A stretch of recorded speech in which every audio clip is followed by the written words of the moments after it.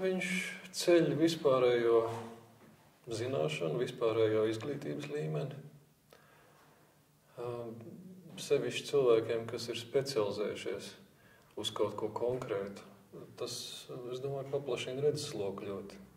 Katru reizi, kad es paņemu rokā Rīgas laiku, es atrodu tur kaut ko un jūtos kaut ko jaunu uzzinājis, jūtos vairāk izglītots un arī tāds piedzīvojums ir vienmēr to lasot. Ir tāds izziņas prieks, jo Rīgas laikā es atrodu lietas, kuras ikdienā man īpaši nenāk priekšā, ja es īpaši pēc viņām nemeklēju, un es parasti to arī nedaru, bet paņemot šo žurnālu, es uzzinu kaut ko es atrodu pa vērtīgu.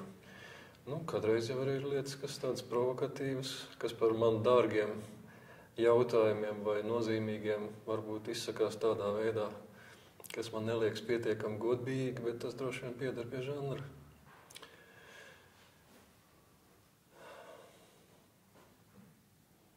Man šķiet, ka interesanti man vienmēr ir bijis lasīt intervijas ar cilvēkiem, ar kuriem intervijas parasti tā neredz daudzos žurnālos vai citos žurnālos, kas latviski iznāk.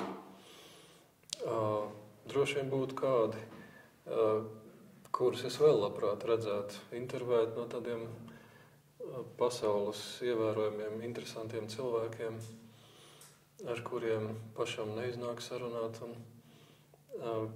Lasot šīs intervijas, kādreiz pavisam cits iespējas rodās par cilvēku, kuru grāmatas to es lasījis vai kuru filmus to es skatījis.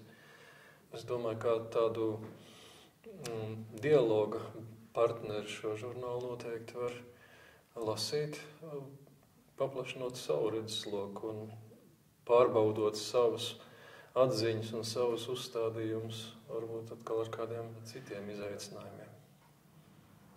Un tas man liekas galvenais.